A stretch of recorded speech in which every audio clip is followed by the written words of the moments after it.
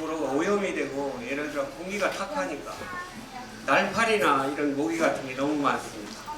근데 여기 와서는 공원에 나오면 모기 그 불빛에 날파리가 나왔어요. 참 신기하지 않아요? 그래서 참 깨끗한 도시에 와서 살아서 너무 행복하구나.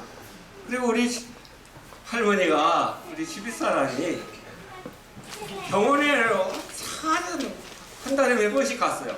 부산에 살 때. 근데 여기 세종으로 이사 와가지고 병원에 안 가요. 그만큼 공기가 좋다는 얘기죠. 그래서 살아가면서 제가 행복을 느껴요. 너무 행복합니다. 자, 우리 본마수사님께서 우리 제주절에 이런 말씀을 했어요. 서로 격려하고 칭찬하라, 이런 말씀을 설교 속에. 그래서 나는 오늘 성도님들한테 먼저 칭찬의 말씀을 드리고 싶습니다. 우리 참 꿀송이 같고 아름다운 참 주님 같아요. 설교 말씀이 너무 좋아요. 두 분의 목사님이 계셔서 저는 더욱 행복합니다. 설교 말씀이 저에게는 참으로 보약 같고 진한 꿀송이 같은 그런 설교 말씀이 너무 좋아서 목사님께 이 시간을 빌려서 감사의 말씀을 드립니다. 그리고 우리 성도님들에게 칭찬의 말씀과 격려의 말씀을 드리고 싶습니다. 우리 이장로님 이 자리에 서서 밤낮 음악 지도를 하셔요. 나이가 꽤 들으셨는데 여러분 그 딜도 할 적마다 이 자리에 있으면 떨리고 뭐예요? 긴장되고 그래요.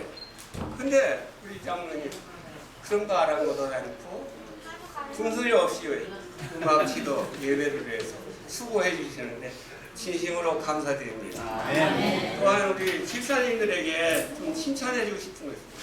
저 여기 세종에 와서 행복한 중에 하나가 안식일마다 너무 맛있는 것들을 많이 해주셔요. 그래서 우리 집사님들 이 시간을 빌려서 진심으로 감사의 말씀을 드립니다. 제가 그래서 건강하게 사는 것 같습니다. 참 성도 여러분에게 칭찬해 줄 일이 참 많아요. 또 한 가지 빼놓지 않는 것이 우리 여기에 찬양대 반주해서 예배를 위해서 그 반주가 없으면 어때요? 찬양이 나옵니까? 절대 안 나와요. 그런데 어린 그 손녀 손자들 같은 그런 성도가 찬양할 적에 참 저기 앉아서 들을 적마다 할아버지로서 너무 감격해요. 예? 저도 손자가 11명인데 다 모이면 버글버글 하잖아요. 근데 그런 손자들이 앉아서 찬양을 하는데 우리 하나님께서 더욱 축복해 주시라고 이 시간을 빌려서 우리 어린 찬양대들한테 감사의 말을 전합니다. 제가 살아오면서 느낀 점이 터득했다 그럴까? 인생을 살다 보니까 와서 닿는 것이 있어서 오늘 말씀드립니다. 저는 아주 가난한 그 농촌사에 살 때 지금부터 78년 전 서산 저 독구시련 갯마을에서 태어났어요. 근데 사회를 겪고 부모님들이 그래도 남들한테 살고 그랬었는데 인천이라 살다가 그 6.25 사변 때 포에 집이 다 날라가고 재산이 다 많았어요. 그래서 치라를 내려온 곳이 이제 다시 고향으로 아버지가 찾아오는 곳이 서산.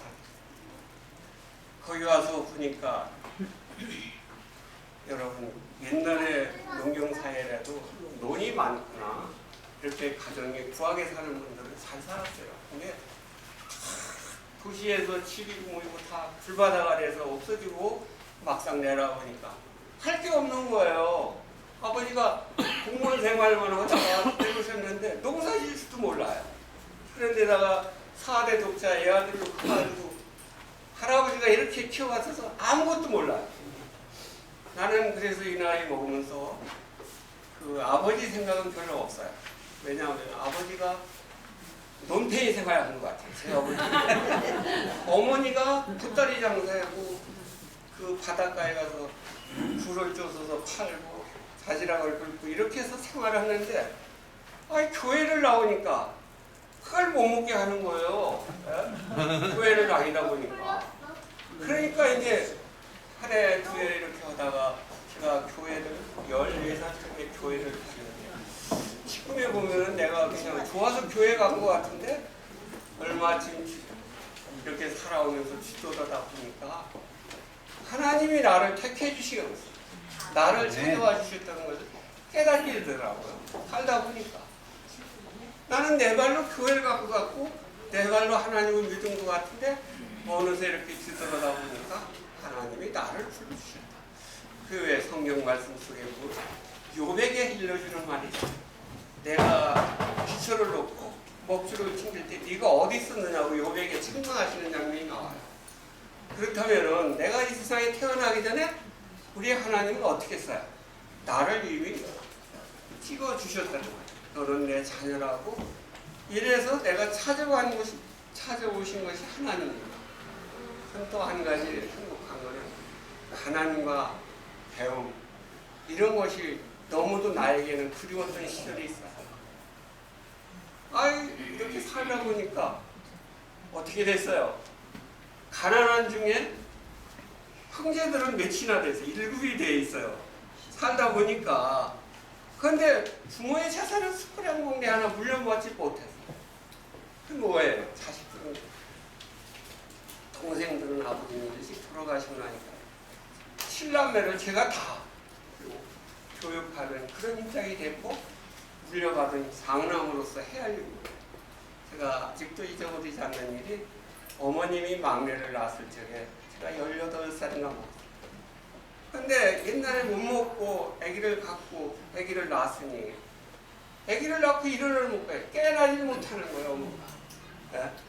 영양실조에다 막내를 낳고 참 그때 제 마음 잊어버리지 않는데 생각이 머릿속에 드는 것이 뭐예요? 내가 아버지는 객지 생활하고 나가서 들어오지도 않는데 아기를 낳아서 막내 동생을 주었는데 어떻게든지 부모를 살리고 애를 살려야 되겠다는 심정으로 농촌에서 산 10리나 떨어진 게 먼 형님을 찾아가서 형님 내가 이런 입장인데 내가 형님 집에 와서 머슴이라도 살 테니까 쌀 좀 한가마만 주십시오. 가서 그 용기가 저는 남한테 이런 손 벌리는 얘기를 못했는데 다급하니까 이런 얘기가 나오더라고요. 그래서 제가 찾아갔어요. 그랬더니 형님이 네가 지고 갈 만큼은 지고 가라. 쌀을 주시는 거예요. 그래서 이제 그 쌀을 들고 와서 어머님의 밥을 해서 다 해서 이렇게 해서 어머님이 깨어나서 참 살다가 세상을 떠나셨는데 그 어머님의 그 사랑, 그 생각 그것만 지금도 혼자 앉아서 때가 되면 남 모르게 우는 게 있어요. 너무 보고 싶을 때가 있어요. 그것이 부모의 마음. 그렇다면 내 자녀들은 나는 어떻게 교육을 시켜야 할까? 저는 가난 속에서 종종 어머님의 생애, 아버지의 생애 속에서 못 받은 그런 것들을 자녀에게 가르쳐요. 근데 그렇게 마음대로 되지 않아요. 가난은 대물림이라고 노력하지만 않으면 가난 벗어날 수가 없어요. 더군다나 학교도 못 다녔지 가진 재산도 숟가락 몽대 하나 물려받지 못했으니까 어떻게 했어요?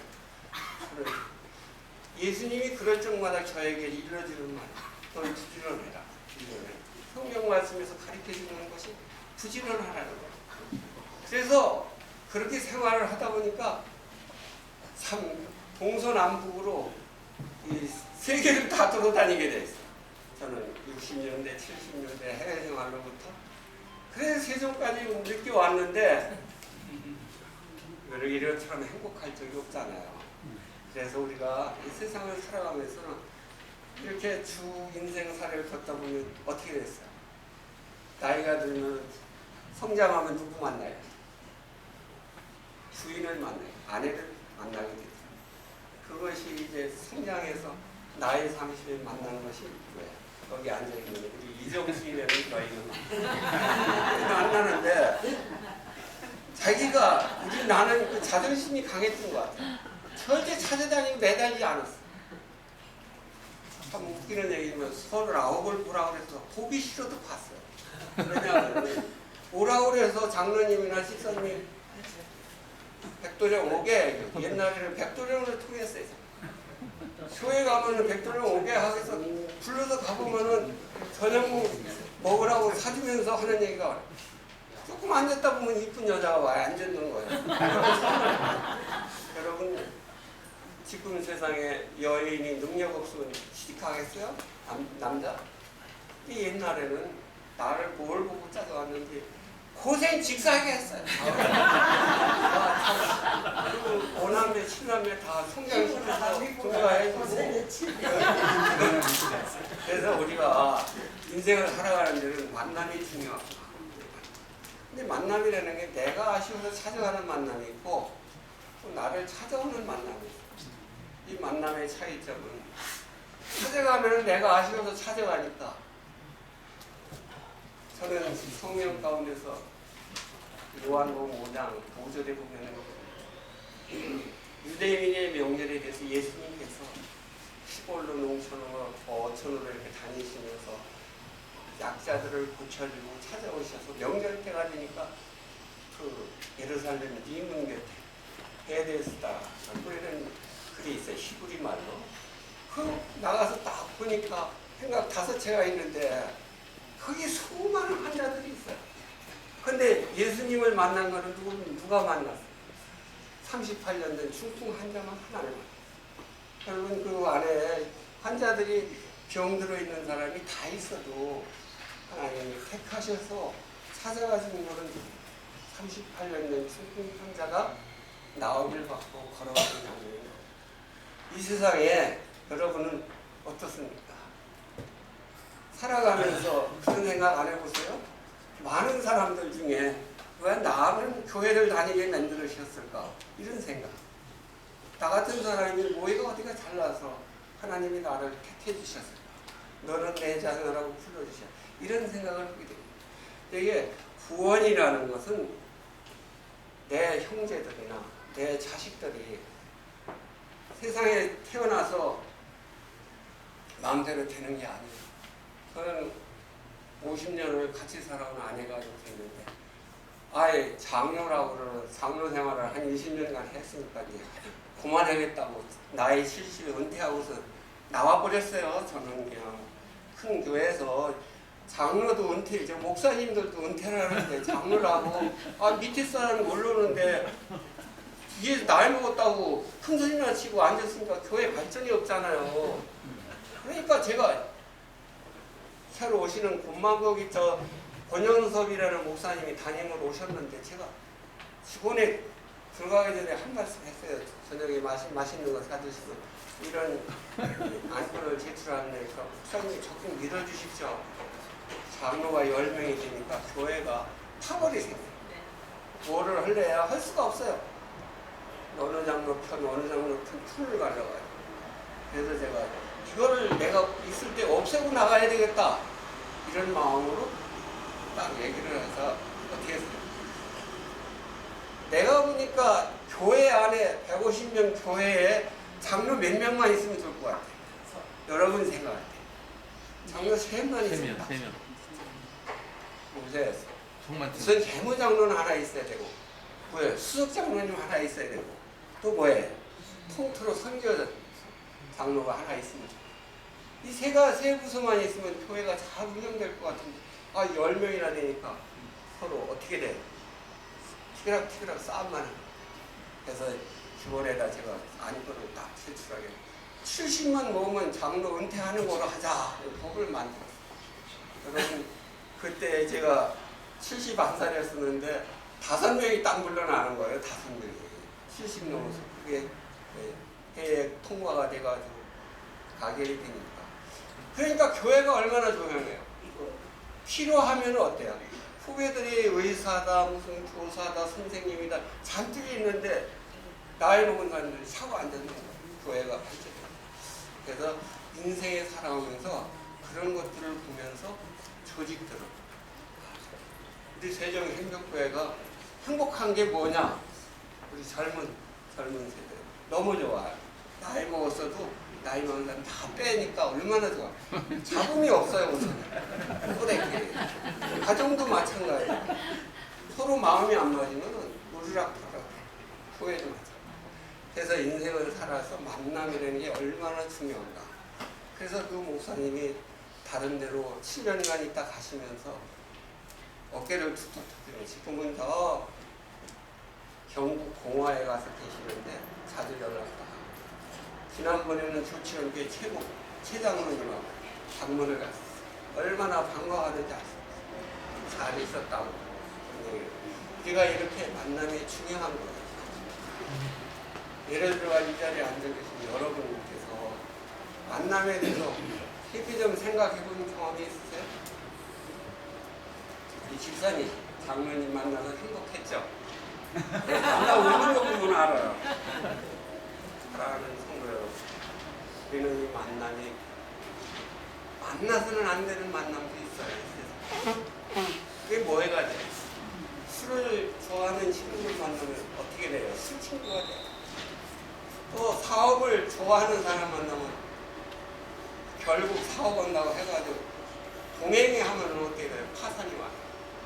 저는 제 바로 밑에 분을 보면서 그런 경험을 세상에서 살아가면서 평범하게 그저 뭐라 그럴까 욕심만 가지고 세상 살거나 세상을 참 행복하게 살만한 세상에 우리가 사는 세상. 여러분이 시끄럽고 얘기가 하는 것 같지만 인생의 경험이에요. 왜냐하면 오늘날 앉아서 돈 가지고 세상을 다 보는 사람들이 있어요. 제가 참 꼭 놀란 게 며느리를 하나 봤더니 며느리가 시아버지 선물을 해준다고 그래가지고 선물이 뭐냐 했더니 아버지 글쎄 들어만 주시면 된다고 그래서 작년에 재작년에 유럽에 여행을 가라는 거예요. 자기들 부부끼리 개를 하나 들었는데 바빠서 못 가니까 아버지가 부자지간에 영어도 모르고 나는 지방도 모르는 게 이제 따라만 가지 뭐. 그 남편하고 저하고 한 달 동안 유럽에 여행을 시켜주는 거예요. 며느리가. 여러분 그런 며느리 잘 봤어요? 세상에서 인생의 아들 키운 보람을 그때 느꼈습니다. 네. 성장해서 결혼해가지고 내 자식이 가자고 해도 못 갈 텐데 지금은 여자 상이시니까 여자의 마음. 네. 아들이 가자고 못하는데 며느리가 갔다 오죠. 그래서 참 좋은 세상은 좋으냐. 폰 하나 가지고 유럽을 다 횡단했어요. 아들 녀석 어학연수 2년 동안 보냈더니 저게 뭘 했을까 하고 저는 걱정을 했었거든요.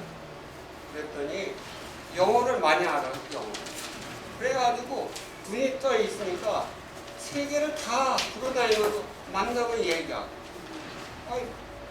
서울 인천지공항에서 비행기를 탔는데 9시간 만에 어딜 가느냐.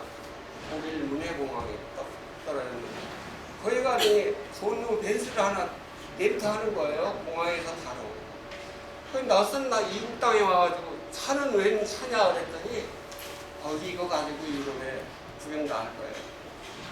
그 차를 끌고서 돌아다니다 어디 갖다 주느냐면 나올 쪽에는 스페인 바르셀로나 도시에 갔다가 딱 주는 거예요. 그 예약을 다 그렇게 해놨어요. 근데 그게 그렇게 다니니까 구경 실컷 하고 뭐예요? 경비가 작게 들어요. 근데 바르셀로나에서 한국에서 관광 온 분들을 딱 만났더니 일주일간 하는데 580만 원씩을 줬다고 그러더라고요. 그런데 이제 가족 단위를 많이 이렇게 관광 오시는데 그때 그 느낀 것은 저는 한 달 동안 다녀서 한 사람 앞에 돈 1,000만 원을 1,000만 원 갖고 쓰고 남았으니까 970만 원을 썼다고 그러더라고요. 아들이 나와서. 이런 우리가 세상을 살아가면서 만남의 중요성을 때론 느끼고 있는데 예수님 만나서 행복하십니까? 네. 저는 예수님 만나서 너무 행복해요. 네. 예수님을 만나서 가난한 시절에 저는 기도하는 생활이 뭐냐. 배고픔을 적인 하나님 내가 지금 배가 고픈데 저에게 먹을 것 좀 주세요 하고 기도할 때가 많았어요. 그리고 여인을 데리고 얻었을 적에는 하나님 내가 이렇게 사는데 아, 이쁜 아내 궁여서 되겠습니까? 그러니까 먹을 거 떨어지지 않게 좀 해주세요. 이런 기도를 참 욕심 없이 살았어요. 그랬더니 오늘날에 어떻게 해요? 기도대로 되어 있어요. 부자도 아니고 가난한 자도 아니고 남한테 빌리러도 안 가고 뭐예요? 필요할 때 쓸 수 있는 그만큼의 하나님이 주셨다 이거예요. 그만큼 우리가 이 예수님을 만나서 행복하다는 거죠. 여러분도 예수님을 진심으로 만나서 행복한 시간이 되십니다. 저 오늘 주소 없는 말같이 이렇게 제 인생을 소개하면서 마치겠습니다. 아멘.